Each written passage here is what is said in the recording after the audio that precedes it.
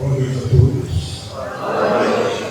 Sejam todos bem-vindos a essa casa de oração e também uma escola de aprendizado do Espírito.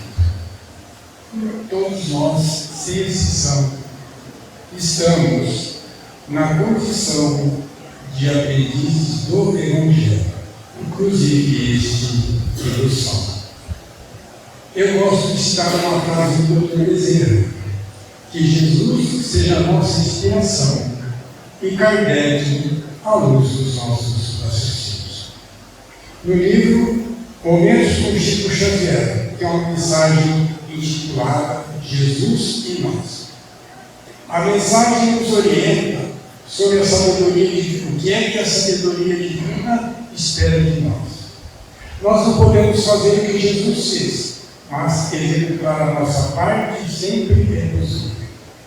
Não podemos dizer ao paralítico: levanta-te e anda, como fez Jesus, mas podemos contribuir na compra de uma cadeira de rodas ou de um par de muletas. Não podemos transmitir um passe e curar feridas de uma pessoa, como Jesus fez, mas podemos ajudar na aquisição de uma pomada que possa aliviar as suas dores. Não podemos multiplicar 5 pães e 2 peixes, como fez Jesus, que alimentou uma multidão de mais de 5 pessoas, mas a como a quem nos pede está ao alcance de todos nós. Não podemos tocar os olhos no céu e fazer enxergar como fez Jesus, mas vendo uma parte que reconforte o coração é o mínimo que nós podemos fazer. Não podemos ressuscitar o morto de 4 dias, como Jesus fez com Lázaro, mas o consolo para a família que muitas vezes ficou sem esperança e sem fé. Isso é sempre possível. A mensagem do Chico, ela nos alerta para o quê? Sempre pensar no outro. Quem é o outro? O próprio nome diz: outro, um amigo, um irmão, um parente qualquer, um mandarim, alguém que nos aborda no semáforo, uma pessoa que você encontra por acaso em qualquer lugar. Esse é o outro. E o tema exposto, Jesus e Nós, muito bem focado pelo Chico. Talvez para muitos de nós possa ser dito como muito simples e corriqueiro. E pelo fato de ser simples e corriqueiro e fazer parte do nosso dia a dia, nós achamos sem muita importância e sem valor. E por mais estranho que pareça, nós ainda estamos em busca de coisas difíceis de compreender. Pessoas insistiam em perguntar ao Chico: Chico, não existe nada de novo na doutrina? E a resposta era sempre a mesma: existe sim, meu filho, o Evangelho. Então nós nem conhecemos o Evangelho direito, mas a curiosidade nos consome. Nós estamos no primário, querendo estudar alguma matéria de faculdade. O dia que nós atentarmos, o que melhor para nós é primeiro adquirir as coisas mais fáceis, mais rápido será a nossa evolução. Imagine você prestando um concurso ou uma prova qualquer, ou um vestibular, que talvez seja a prova mais importante da sua vida. Você vai começar pelas questões mais difíceis ou pelas mais fáceis.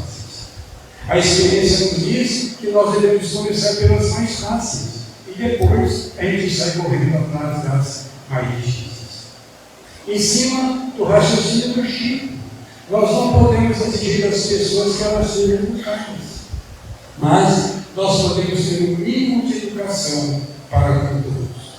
Não podemos exigir das pessoas que elas sejam atenciosas. Cabe a nós sermos atenciosos para com todos, principalmente com os mais idosos.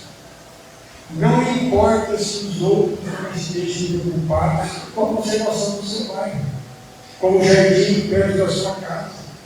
Não importa se os outros não cuidam da rua, jogam lixo no coelho ou nos rios. O importante é que nós estejamos atentos e fazendo a nossa parte, principalmente nós que nos intitulamos espíritas. E tudo isso possui um nome: comprometimento. Comprometimento com o quê? Com a doutrina. Então, tornar o ambiente mais agradável é obrigação nossa. Cuidar do planeta é o dever de cada um. Somos um braço de Deus na construção de um mundo melhor. E tornar o mundo melhor significa nós abandonarmos qualquer tipo de violência, sejam elas físicas ou moral. Abandonamos também quaisquer tipos de armas, sejam elas bélicas, as armas de fogo, sejam as chamadas armas brancas, pontiagudas ou cortantes. As armas que nós devemos utilizar são as armas da paz, do respeito e da fraternidade universal. Armas essas deixadas por Jesus. Enquanto no mundo houver uma única gota sequer de sangue derramada pela mão do homem, não haverá mundo final. No livro 5 Minutos de Deus. Qual a nossa contribuição para que o mundo se torne melhor? Dentro a nossa parte. Se esforçando para seguir o Evangelho. Vivenciar o Evangelho é mais simples do que se possa parecer. Nós é que costumamos complicar. Basta somente o quê? Respeitar leis, regras e regulamentos. Ou seja, as normas de conduta. Por ocasião da pandemia, eu fui ao shopping. Quase não vou ao shopping, mas eu fui. E eu estava prestando atenção que lá no piso do shopping tinha umas setas indicando por onde que as pessoas deveriam. E eu, a seta, e mais umas 3 ou 4 pessoas, e as demais pessoas, tudo tomando uma. E eu lembrei do orar e vigiar. Ou seja, Jesus falou, vocês rezam, mas tem que prestar atenção, e vocês têm que vivenciar a verdade. Aonde quer que eu encontre a verdade? Como que eu aprendo a prestar atenção? No Evangelho. Mas quem falou isso? Jesus. Eu sou o caminho, a verdade e a vida. Então nós estamos aqui encarnados para consertar erros do passado, aparar estas e errar menos. Erra menos quem mais presta atenção. Erra menos quem mais ora, quem mais vigia. Quanto menos errarmos, mais rápido nós evoluímos. E mais rápido evoluímos, mais atenção nós temos que prestar. É igual um carro em alta velocidade. A atenção é redobrada. Uma coisa é você dar 80 por hora, eu dou 150. E quanto mais rápido evoluirmos, mais rapidamente também nós chegaremos na estação final. E essa estação final tem nome: felicidade. Pessoas existem que ficam apertando o botão do elevador várias vezes, como se aquela atitude fosse acelerar ou antecipar a sua chegada. A pessoa chega na fila, aperta o botão, volta para a fila, vai lá e aperta de novo. Isso tem nome: ansiedade. Então, todos sabemos que apertando o botão, que aquela luzinha ficando acesa, significa que a mensagem foi enviada e é somente aguardar. Se por acaso a sua ansiedade for muito grande, utilize as escadas. Não perca uma oportunidade de subir e descer na escada. Seu corpo vai agradecer, você vai ganhar saúde e você vai driblar a ansiedade. Aí você deve estar pensando, baseado em que esse palestrante está falando isso? Primeiro, você vai se exercitando na escada e controlando a ansiedade. Segundo, se por acaso as suas apertadinhas a mais contribuírem para com a quebra ou defeito naquele botão, será mais uma dívida material que a gente vai assumir. Você contribuiu para que quebrasse uma coisa que não era sua. E essa informação é importante porque nos ajuda em 2 coisas. A gente economiza dinheiro que a gente vai ter que carregar, não sabemos quando. A justiça divina sabe. E vamos exercitar a nossa paciência. Aí você fala, mas aonde é que está isso que você está falando para nós? Chegando em casa, vocês busquem questão 964 do livro de Deus. A ansiedade, ela não resolve o problema de amanhã, ela só nos tira a paz de hoje. Outra situação, segunda-feira, 15 horas, aquele calorzinho gostoso, que a gente costuma falar de infernal, você tem coisas para resolver. Você se depara com uma enorme fila e você tem que enfrentar. Você reclama ou você resolve? Normalmente a gente abençoa, né? Fala, meu Deus, que bom essa filha. É assim? Ou a gente esbraveja e reclama. Mas nós deveríamos abençoar.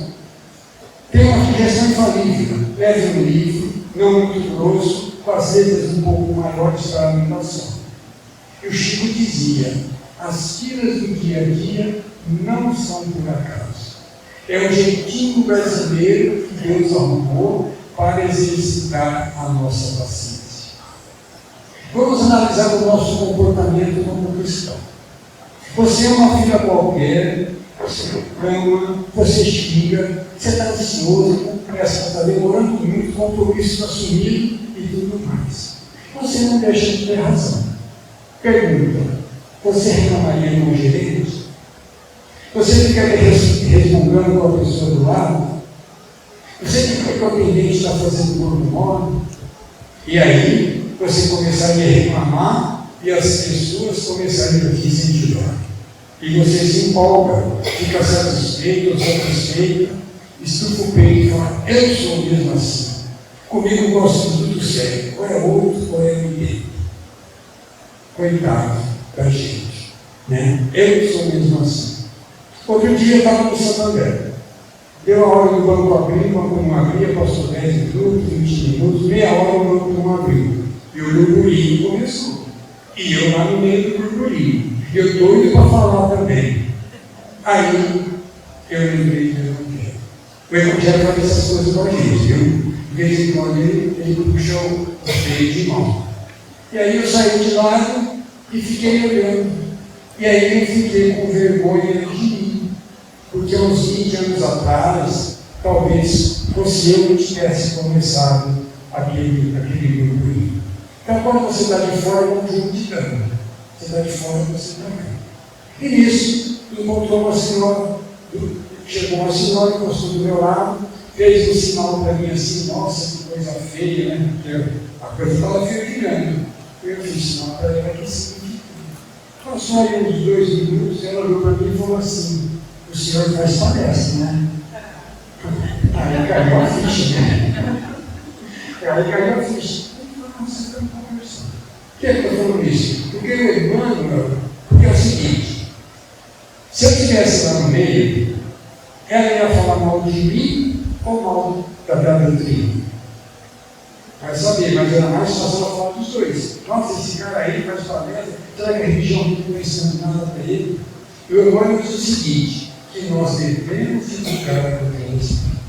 Mas não é aqui em cima falando somente, não, é lá fora. Não é na casa espírita, nas tarefas diárias, na pizza, no almoço, na janta, não. É lá fora, é no dia a dia com as pessoas. Então nós devemos divulgar a doutrina sempre. Se necessário for, nos orientam o Emmanuel, utilizemos de palavras. Então, através das nossas atitudes, é que nós devemos divulgar o Espiritismo. Nós espíritas somos vigiados, porque somos tidos como bons. Mas nós não somos bons e nem melhores que ninguém. Eu digo que até pelo contrário, porque a gente sabe as coisas e continua fazendo errado. Jesus, ele não aceitou de tudo de bom. E nós espíritas, e que nós temos a informação correta. Isso nós temos. Se nós agimos diferente da doutrina, aí já é escolha de cada um. A doutrina espírita não tem nada a ver com o nosso comportamento. As pessoas das outras religiões que agem diferente de tudo isso, assim o fazem por quê? Porque têm informações diferentes das nossas. Outro dia, conversando com uma amiga aqui na área espírita a respeito das notícias falsas. Ela apresentou, né, e não sai do computador, divulgando qualquer tipo de notícia que chega para ela, ela divulga. E eu questionei a conduta dela perante a religião que ela professa. Falei para ela: minha filha, baseado na Bíblia, qual é o critério que você usa para continuar fazendo parte dessas regras? Você acha que Jesus agiria dessa maneira? Claro que não, respondeu ela. Falei: então por que é que você faz escolhas diferentes daquilo que Jesus ensinou? Olha a resposta dela: é porque Jesus estava falando para o povo daquela época. Hoje nós somos todos nós. Aonde que ela adquiriu esse conhecimento? Aonde ela foi. O que é que está faltando para ela? O conhecimento de nós mesmos. E o Haroldo Davi diz o seguinte, que a doutrina espírita está 500 anos na frente das demais. A doutrina espírita nos orienta que muitos de nós possivelmente tivemos a época de Jesus. Quer um exemplo? A gente fala sobre brincando, mas vai saber. Acho que joguei pedra na cruz. E aí Jesus falou, muito será cobrado de quem sabe mais. O que é que tem de colegas nossos, espíritas, envolvidos nas redes sociais, é preocupante e é triste. Porque nós temos informações suficientes para não cair nessas armadilhas das notícias mentirosas. E as notícias mentirosas são armadilhas muito bem arquitetadas pelas trevas, para enganar principalmente os espíritas. E nós estamos caindo dia. Sabe aquele patinho que vai ficando milho assim, e o milho leva para a boca? Assim somos nós. Só que nós sabemos a boca. O que Jesus fez? Deu para nós todas as dicas possíveis. Primeiro, não se deixe contaminar pelo fermento dos fariseus. Está lá em Mateus 16,6. Fermento dos fariseus, escândalo, são a mesma coisa. Você conhece a árvore pelos frutos e as pessoas pelas atitudes. Ele está falando com a gente. A boca fala e o coração está cheio. E um coração de bondade jamais ofende a quem quer que seja. Um homem de bem jamais abandona o esforço de ser cada dia melhor que o anterior. Então é o Evangelho. Por isso que Jesus enviou o Consolador prometido. Por isso que Jesus enviou para nós a doutrina espírita para iluminar os nossos caminhos. A orientação de Jesus é a seguinte: que o seu dizer seja sim, sim, não, não. E aí ele complementa: o que excede disso vem do maligno. Então temos que tomar muito cuidado com as redes sociais. E aqui Jesus nos alerta o seguinte: sobre o escândalo de mentiras e das fofocas. Ele sabia que nós íamos chegar nesse ponto. Por isso ele nos orientou. E o Haroldo diz, somente, ele deu uma entrevista, ele disse o seguinte: somente nessa encarnação, a maioria dos espíritas atrasaram o seu processo evolutivo em mais ou menos 600 anos. Ou seja, 3 encarnações. E o assunto em pauta da época, a minha interpretação, do 99, foi que ele estava fazendo referência às redes sociais. Nós que conhecemos a lei de causa e efeito, ou lei da plantação e da colheita, nós devemos sempre procurar saber se o que nós estamos repassando é verdadeiro ou não.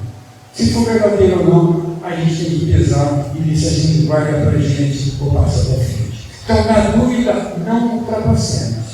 E tudo está caminhando para que as coisas piorem. Sabe por quê? Já se tornou um hábito na vida de todas as pessoas, principalmente no WhatsApp. Quando a gente vê os nossos representantes aprovando leis que liberam a mentira, a ofensa e a discórdia, sem nenhuma punição, nos assusta, nos causa medo. A impunidade que é a liberação da bagunça. O nosso planeta, um planeta de provas e expiações, nós não estamos preparados para a liberdade total. Por isso nós temos o livre-arbítrio. E o pior, com a anuência das pessoas que se dizem cristãs. E pior ainda, com a anuência das pessoas que se dizem espíritas. Pergunta: nós espíritas vamos participar e continuar participando desses movimentos? Olha o que Jesus falou, está lá em Mateus 18,7. É necessário que o escândalo venha, mas lá é daquele que participa. O Espiritismo é uma doutrina que nos orienta e que nos mostra o caminho pelo qual nós devemos seguir. E ao contrário do que nós pensamos, consolar não é passar a mão na nossa cabeça. Sabe quem ele fala esse alerta para nós? O doutor Bezerra. Ele fala que consolar é informar, consolar é esclarecer. Por quê? Porque o esclarecimento nos afasta dos escândalos. Nos afasta do escândalo, nós vamos deixar de sofrer. Quando Jesus fala do escândalo, ele está falando do quê? Que uma dúzia de 13 é escândalo. Uma fofoca, uma mentira é um escândalo. Negacionismo, negar a ciência é um escândalo. Kardec também fala. Falso testemunho, calúnia, difamação é um escândalo. Um gesto qualquer que prejudique alguém é um escândalo. Quando a gente engana uma pessoa, é um escândalo. E tantas outras coisas que nós sabemos não ser corretas, mas que a gente continua obedecendo. Então, resumindo, os escândalos a que Jesus se referiu são todas as atitudes nossas contrárias ao que ele ensinou. Nos orienta o Espírito milanês e o livro Filosofia Espírita. Então, andar na contramão do Cristo não é legal, porque o momento da cobrança não é ruim isso, é também. Os bons espíritos ensinam apenas a união e o amor ao próximo, ou seja, encarnado e desencarnado. Jamais os bons espíritos estimularam o mal, jamais aconselharam ou legitimaram assassinatos e a violência, nunca estimularam o ódio dos partidos. Está lá na última página do Livro dos Espíritos, uma mensagem de Santo Agostinho. Diz alguma coisa para todos nós essa mensagem ou não? Voltando ao problema da fila daquele burburinho, você reclamaria, você participaria da confusão caso ninguém os funcionários estivessem cumprindo seu filho, seu pai, seu irmão, seu namorado, marido, ou um grande amigo. É nessas horas que nós vamos colocar em prática o Cristo que habita dentro de cada um de nós. É nessa hora que nós vamos pôr em xeque a nossa religião, a nossa crença. É nessa hora que daremos testemunho de tudo aquilo que nós aprendemos, frequentando as igrejas, ouvindo as palestras, vendo as mensagens, os livros que etc. Jerônimo Mendonça, patrono dessa casa, tetraplégico e cego. Ele fazia palestra no Brasil inteiro. Foi a capital uma máquina dentro de uma pilotome e ele saía fazendo palestra. Como eu disse, ele só mexia com a boca e com os olhos. E ainda ele era cego. Certa feita ele foi questionado como é que ele conseguia ter tanta paciência. É aquelas perguntinhas meio boa que a gente costuma fazer, tipo assim, você é desse livro aí, você não é revoltado em cima dessa mão? Ele falou assim, eu preciso exercitar a minha paciência. Eu casei com a doutrina do Espírito Civil e com a doutrina religiosa. Então agora eu tenho que aguentar porque ninguém mandou. Você cuida dos seus bens materiais com zelo e carinho? Se você não cuida, comece a cuidar a partir de agora. Mas como? Vocês poderão perguntar. São coisas da matéria, vocês podem dizer. Não seria muito melhor cuidar da parte espiritual? Perfeito, mas tem um detalhe importante. Você dá conta de cuidar somente da parte espiritual? Nós ainda não temos estrutura para tal, mas tem um jeito bem legal e bem mais fácil de usar o espírito, que é o quê? Cuidando da parte material. Quando nós cuidamos da nossa parte material, nós estamos contribuindo diretamente com a nossa paz espiritual. Aí vocês podem pensar, agora eu estou entendendo mais a mesma. Sigamos. Você cuida bem do seu carro? Conserta direitinho, troca as peças quando precisa, ou você faz gambiarra, arruma de qualquer jeito, só que você vai trocá-lo. E quando você for vender, você vai vender porque está dando muito problema, e você quer passar o problema para o outro, ou vai vender para comprar um mais novo. E quando você for vender, você vai vender uma coisa boa, conservada, ou uma coisa ruim, expropriada, como diz. Quem compra, sempre está comprando de boa fé. Quem compra sempre está acreditando que está adquirindo bem e perfeitas condições. Quem comprou pode ficar contente, feliz ou triste, enraivecido. Aquele contentamento, aquela felicidade vem para você. Mas também a tristeza também vem.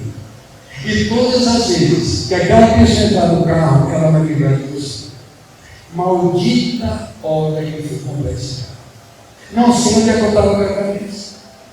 Você com certeza nem vai mais lembrar, porque você passou o problema adiante. Mas ele que ficou com o problema, ele não vai insistir. E aí o que acontece? Pensamentos negativos serão enviados a você todos os dias. E como você merece, como nós merecemos, os torpeiros vão nos atingir. Isso tem o nome de choque de renda. Então, no decorrer da nossa vida, um dia nós vendemos um carro defeito. Outro dia, uma dúzia de 13. O Senhor sabe disso, mas não falam nada. As pessoas compram lá, tem gente que põe 13, 14, eles sabem. Mas por educação eles não falam nada. Um troco a mais, mesmo sendo centavos. O Evangelho fala nisso. Supermercado acontece isso.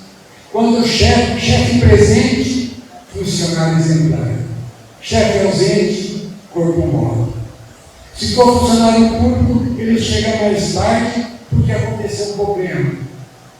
E sai mais cedo porque também tem que resolver.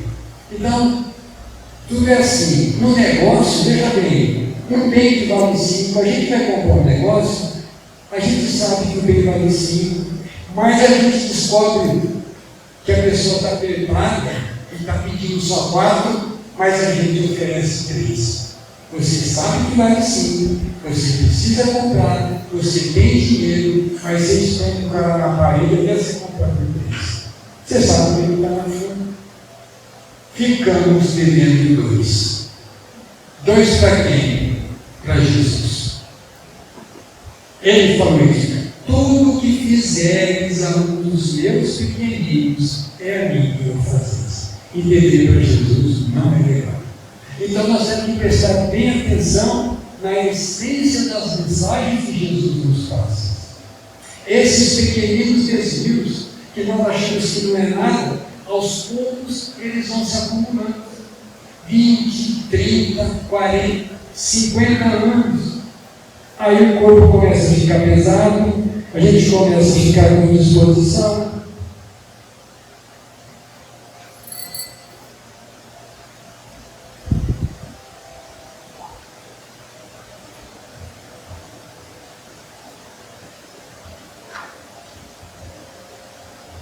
O corpo fica pesado, a gente começa a ficar com disposição e a vida vai perdendo sentido.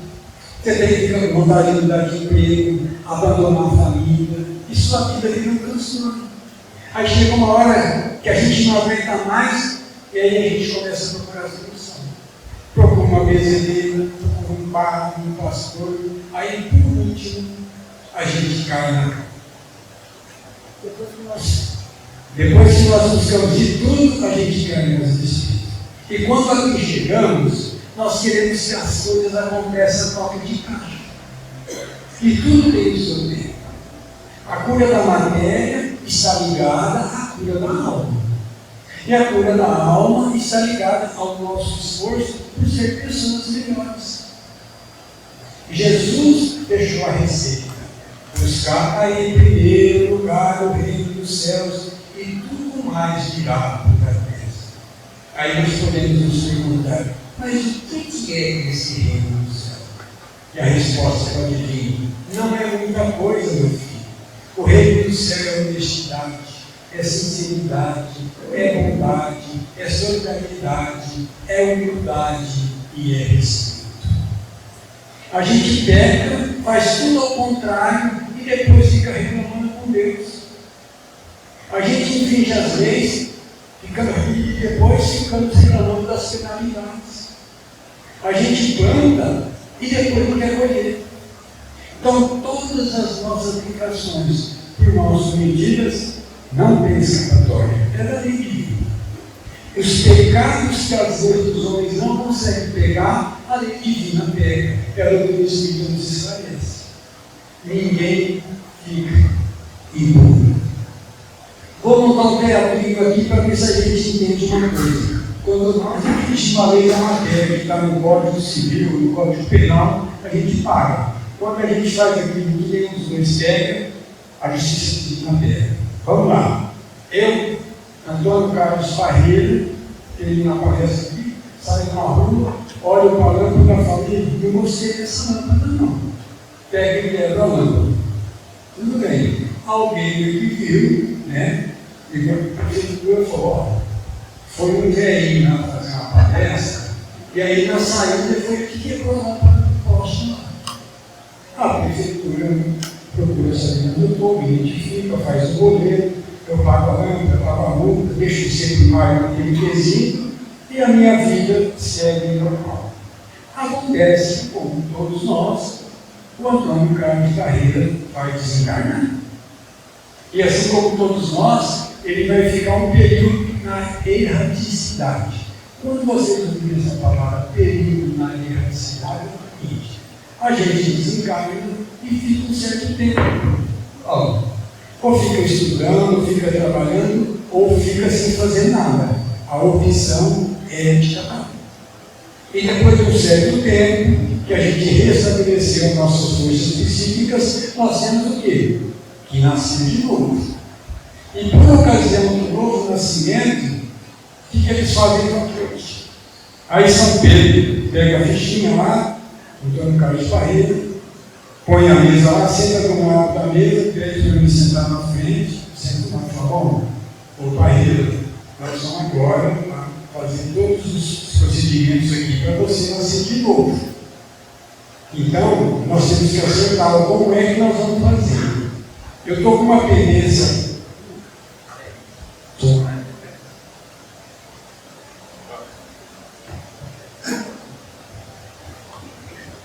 Estou com uma pendência sua aqui a respeito de uma lâmpada que você viu lá. Tal dia, tal hora, tantos minutos. Não tal, porque todos têm essa ficha comigo. Alguém aqui falar em cabrita? Já disse falar em cabrita? Cabrita é uma ficha que a pessoa tem na polícia. Puxa, é cabrita que fala, né? Cabrita? Hã? Capivara aí. É capivara. Puxa capivara lá, captura. Desde a hora que nós nascemos até a hora que nós desencarnamos, tudo que nós fizemos, tudo que nós pensamos. Olha lá. Aí ele fala assim: tem uma lâmpada lá que você tem que ter uma pendência, precisa saber como é que nós vamos fazer. Eu falei: não. Aí eu vou ser organizado, vou lá na casa, pego o boleto, apresento o São Pedro, ele olha assim e fala: filho, realmente isso. Só que tem um detalhe: o dia que você pegou a lâmpada, ficou escuro. Houve um estudo, houve uma gravidez, houve uma morte, a mãe veio a falecer. E nós temos que aceitar isso aí. Vou piorar um pouco a situação. A moça era rede de família. A mãe se prostituiu, irmãos somos os mais variados caminhos. Caminho da droga, caminho do latrocínio. Nós temos que aceitar. Uma encarnação só tem certeza que não dá, duas não dá, três talvez. Mas nós temos que começar agora. É assim que a justiça divina pega a gente, fora da lei dos homens. Então, se você roubou, tem que devolver. Se você destruiu, tem que construir. Se você feriu, tem que curar. Aí você pode dizer na pensar: poxa vida, eu estou vindo ao centro, em busca de um benedito, e acabo vendo um monte de coisa que eu não gostaria de ouvir. Aqui não volto mais. Como é que eu vou ouvir? Mas olha para vocês, continuem indo ao centro, porque as palestras não são iguais, os palestrantes não são iguais, e cada palestrante possui várias maneiras de apresentar e de vender Jesus. Compre Jesus, mesmo que seja no prazo, em prestações suaves, mas ou seja, continue vindo para organizar. Às vezes é o remédio amargo que nós estávamos precisando. Todos somos eternos aprendizes fora da vida. Quem tem com Jesus como mestre, jamais deve jogar a toalha. Quem tem uma doutrina espírita esclarecedora, jamais deve abandonar o objetivo da vida. Então, a mensagem do Chico, intitulada Jesus em Nós, está toda revestida em cima do quê? De conduta com relação ao outro. Ou seja, em cima do respeito. Assim como a gratidão é a melhor das orações, o respeito é a melhor das caridades. Caridade e respeito são irmãos gêmeos, andam de mãos dadas e não se largam nunca. A caridade ajuda e o respeito enobrece. Quando é que a caridade te ajuda? Veja o que ele fala no Espírito Kaiser. Quando o homem faz o que pode, Deus faz por ele o que ele por si mesmo não pode fazer. Quando é que a caridade te sustenta? Quando a gente está com fome, só tem uma bolacha e reparte. Agora, quando você precisa chamar a atenção de uma criança, em vez de você ficar em pé, com o dedo em risco, falando logo, gritando, se você está agachado e conversar com ela, isso se chama respeito. É a doutrina espírita fala para nós que fora da caridade não há salvação. E caridade não é somente o que a gente faz aqui, que é a pizza, bolo, etc. Não. É muito mais do que isso. E para terminar, eu quero contar uma anedota. Uma pulguinha atrás da orelha de vocês. Porque aqui atrás da minha. Todos os dirigentes espíritas.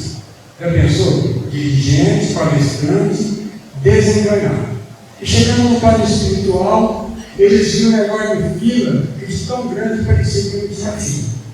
Chegaram perto daquela fila, tinha uma senhora, eles perguntaram para aquela senhora qual era o motivo daquela fila. E ela respondeu: é para entrar e conversar com Cristo. Aí perguntaram: qual é o critério para pegar uma ceia? Ela falou: tinha uma ceia não. A senhora respondeu: quanto mais caridade a pessoa fez na terra, menor será a sua ceia. Aí eles olharam para o e disseram: bom, nós somos espíritas, somos dirigentes, praticamos a caridade, com certeza nós vamos ocupar os primeiros lugares dessa vida. Eles já estavam saindo quando resolveram perguntar o número da senha daquela senhora. Ela respondeu: 4.698.985.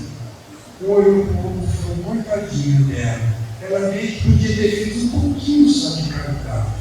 Muito prazer, minha senhora, obrigada pela informação. Como que é o nome da senhora? Ah, meu filho, eu fiquei muito conhecida como Maria Teresa de Calcutá. Boas lições a todos. Até a próxima, se Deus assim, por isso.